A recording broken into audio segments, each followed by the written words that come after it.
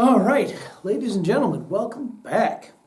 This will be the last of our New Deal videos. This is, again, keep in mind, I'm just highlighting stuff. There's more in the book and there's more that you need to know than is just in these videos, but I'm trying to highlight, the key points. So, continuing on with our list of New Deal programs. We have welfare. This is part of what they call the second New Deal. I've never found there to be a real big division between the two, but some historians will divide it.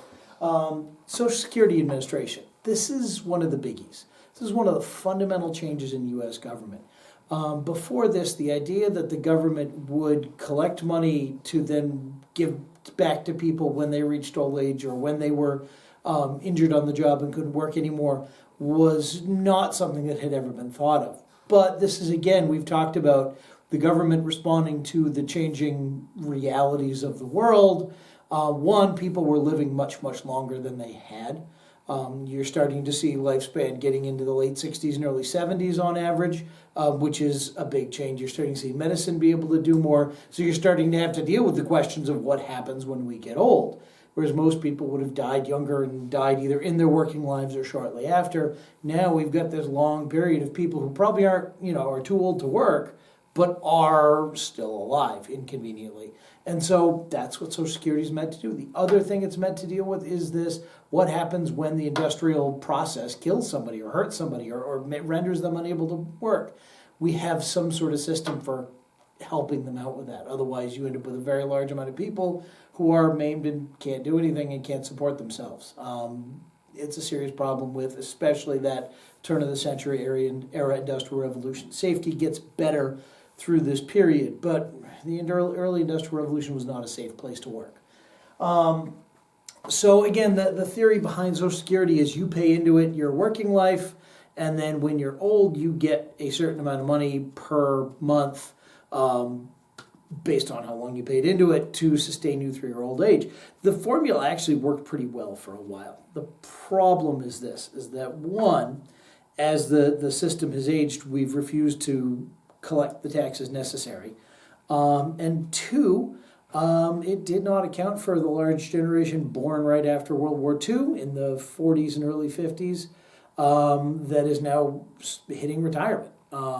They never collected enough from those people because they always anticipated that the...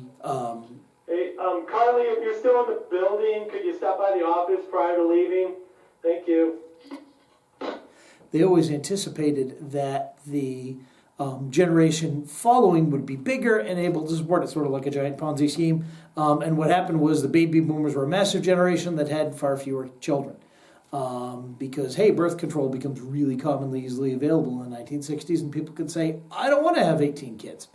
And we're still struggling with that, and we will until that generation has passed. What's going to be left of this system later? I don't know. That's largely going to be up to your generation to sort out, because neither the boomers or my generation are doing anything about it. Then you've got the Federal Emergency Relief Act, which is basically a situation of direct support to people. It's a way to come up with a lot of money to send into direct situations to help the people. And there's more of these than I could count. But again, we're seeing a departure away from traditional laissez-faire government to a more direct support of people. Another second New Deal thing is the Works Progress Administration, which is this large-scale program that sort of acts as a basket for everything else. It's known for very large-scale public works. We've already sort of talked about that. And a large-scale public art program. Some of these murals and statues and whatnot are still around today. Many have worn out and got destroyed over the years, but there are some that have been kept nice. Detroit has several of them, strangely enough. But they're basically artists were paid to come in and make art on a big scale for everybody, and that's another way they tried to stimulate the economy. This was never big money, by the way. Most of the money went elsewhere, but it is kind of an interesting thing that that's how they chose to spend some of it. And finally, we have Rural Electrification Agency. This was an agency set up kind of after the Tennessee Valley Authority was a success to really spread electricity to rural areas. Well, people in the cities and the towns had electricity easily. It was not necessarily a cost-effective proposition for companies to sell electricity to, rural farms.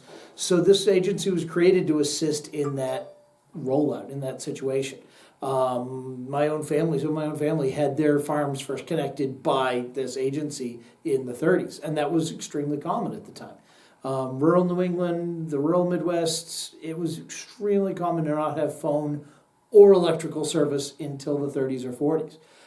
And that, like I said, that's what this was meant to do. Okay, so these are massive changes, and whenever you make massive changes, you're going to experience pushback from people who oppose you. That's just the law of nature. And one of the sections of the government that Roosevelt experienced pushback from was the Supreme Court. Why? Well, Supreme Court justices served for life, and just by luck, a bunch of those justices had been appointed by his more conservative predecessors, and so he had a very conservative court. Initially, things like the National Recovery Act were declared unconstitutional by the courts on various grounds, because the courts had a much more conservative, much more old school view of what government does. So how does Roosevelt protect the rest of his New Deal after this? He comes up with a rather brilliant scheme. He makes it very publicly known that he is going to add judges to the Supreme Court. There's nothing unconstitutional about this. There is no set number of judges on the Supreme Court. Tradition says 9 in recent years, but it's been less than that. It can be more than that. So the president can, in theory, appoint any judge he thinks he can get through Congress, or through the Senate, I should say. He can appoint it to that person to the court. Why not add 8 new judges?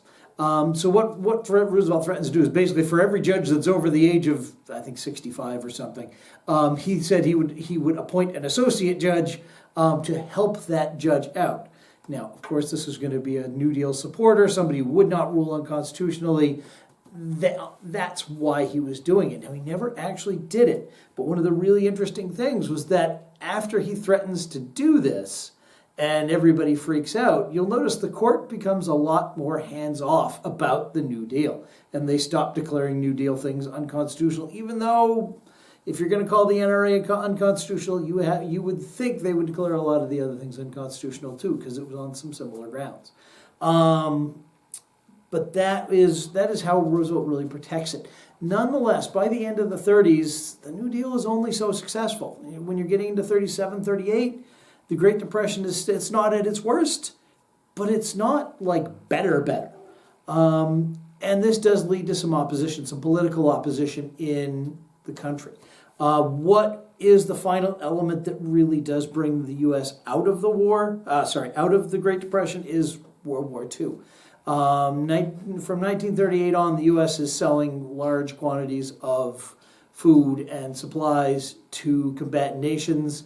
Obviously, in 1941, we get involved ourselves. Wartime production means a lot of labor. By 1941, we are actually importing labor from Mexico to make up the shortfall. That is how quickly this caused a turnaround.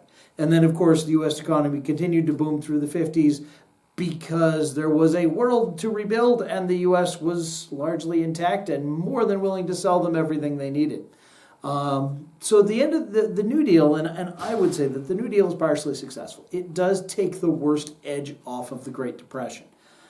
Had some of the New Deal programs been tried earlier, I think you would see a result much more similar to what we saw in 2008, where the government stepped in to kind of soften the blow and slow things down. I think that the Great Depression, I won't say could have been avoided, but could have been much softer. Hoover does nothing for a period of time, and that really does make a big difference. By the time Roosevelt gets a hold of it, it's already in terrible shape. He should be given credit for preventing it from getting much worse, in my opinion, but the New Deal is only so successful in making it better. What the New Deal does, though, it changes our view on government. It changes how we look at how government works and what government should be doing. From then onward, the idea of government programs that collect taxes and then give it back to you in a certain form, or give it back to a certain number of people, become quite popular. Later on you'd see Medicare, Medicaid, all those sorts of things. And we'll talk about those as they come up. All right. Thank you very much, ladies and gentlemen.